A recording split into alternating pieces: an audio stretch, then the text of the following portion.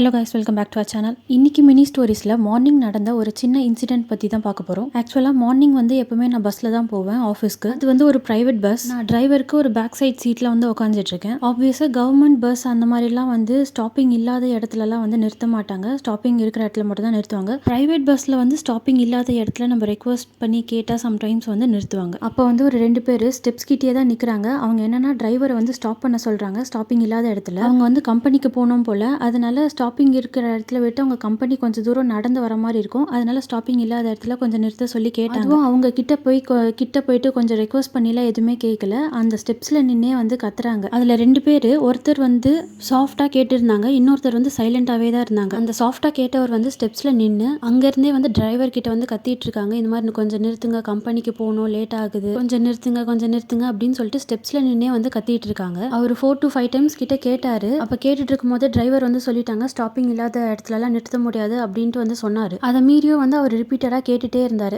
இவர் கேட்டுட்டு இருக்கும் போதே கூட இருக்கிறவர் உடனே சடனாக வாய்ஸ் ரைஸ் பண்ணி கத்த ஆரம்பிச்சிட்டார். கத்த ஆரம்பிச்சதும் இல்லாமல் அங்கேயே வந்து பேட் வேர்ட்ஸில் வந்து டிரைவரை திட்டுறாரு. கொஞ்சம் நிறுத்தினா என்ன அப்படி இப்படின்ட்டு பேட் வேர்ட்ஸில் பயங்கரமாக திட்டுறாரு. அந்த இடத்துல எனக்கு என்ன ஆச்சரியம்னா, டிரைவர் வந்து சில டிரைவர்ஸ் எல்லாம் வந்து எழுந்து நின்று சண்டை போட்டு அடிக்கிறதுக்கு போவாங்க, அந்த மாதிரிலாம் பண்ணுவாங்க. இந்த டிரைவர் வந்து அந்த ஸ்டாப்பில் இறக்கி விட்டுற வரைக்கும் அவங்க வந்து சைலண்டாகவே தான் இருந்தாங்க. அந்த டிரைவர் வந்து எதுவுமே பேசிக்கல. அவர் என்னதான் அப்படி பேசினாலும் இவங்க கூட இருந்தாங்க அந்த சாஃப்டாக கேட்டவர் வந்து இவர் திட்டிட்டு இருக்கவரை வந்து தடுத்துட்டே தான் இருந்தார். அதுக்கப்புறம் ஸ்டாப்பிங்கே வந்துடுச்சு. ஸ்டாப்பிங் வந்த அப்புறம் அவங்க 2 பேரும் இறங்கிட்டாங்க. இறங்கியுமே அவர் வந்து அவ்வளோ கோவமாக இறங்கி கீழே போயிட்டு டிரைவர் கிட்ட போயிட்டு அங்கேயும் நிறைய கெட்ட வார்த்தை பேசிட்டு அவர் வந்து அப்படியே திட்டிகிட்டே போயிட்டாரு. டிரைவரும் வண்டி எடுத்துட்டு நார்மலாக கிளம்பிட்டாங்க. இந்த இன்சிடென்ட் ஏன் எனக்கு சொல்லணும் அப்படின்னு தோணுச்சுன்னா, நானே ரியலைஸ் பண்ணேன், நம்ம லைஃப்லயும் இப்படி தான் நிறைய சில விஷயங்கள் வந்து நம்மளை கோவப்படுத்துற மாதிரி, டவுன் பண்ணுற மாதிரி நிறைய விஷயங்கள் இந்த மாதிரி வந்துட்டே தான் இருக்கும். ஆனால் நீ வந்து என்ன டவுன் பண்ணுறது, நானாக தான் இருப்பேன், நான் எப்போவுமே கேஷுவலாக தான் இருப்பேன், என்ன ப்ராப்ளம் வந்தாலும் நான் கண்டுக்க மாட்டேன் அப்படின்னு இருந்துட்டாலே போதும். இப்போ இந்த இன்சிடென்ட்ல அந்த டிரைவர் மேலே தப்பே இல்லை.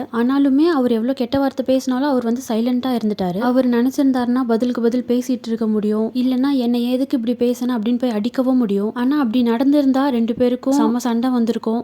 அந்த இடத்துல கோவம் அப்படின்றது ஒன்று வந்தாலே என்ன வேணாலும் ஆகும். ஆனால் அவர் வந்து பொறுமையாக இருந்து அந்த விஷயத்தை ஹேண்டில் பண்ணார். ஸோ நம்ம லைஃப்பில் பொறுமைன்றது ரொம்ப ரொம்ப முக்கியம். எந்தெந்த விஷயத்தை எப்படி ஹேண்டில் பண்ணணும் அப்படின்றத நம்ம முக்கியமாக தெரிஞ்சுக்கணும். ஸோ ரொம்ப பொறுமையாக இருக்கணும். எந்த விஷயமா இருந்தாலும் கூலாக ஹேண்டில் பண்ணணும். கோவத்தால் எந்த ப்ராப்ளமே முடியாது, அந்த ப்ராப்ளம் வந்து கிரியேட் தான் ஆகும். ஸோ கோவத்தை தள்ளி வச்சுட்டு பொறுமை அப்படின்ற ஒரு விஷயத்தை எடுத்துட்டு நம்ம லைஃப்பை ஹாப்பியாக என்ஜாய் பண்ணணும். ஸோ அவ்வளோதான் கைஸ் இந்த வீடியோ உங்களுக்கு பிடிச்சிருந்தா மறக்காமல் லைக், ஷேர் அண்ட் சப்ஸ்கிரைப் பண்ணிடுங்க. இன்னொரு மினி ஸ்டோரிஸில் மீட் பண்ணலாம். டாடா பாய்.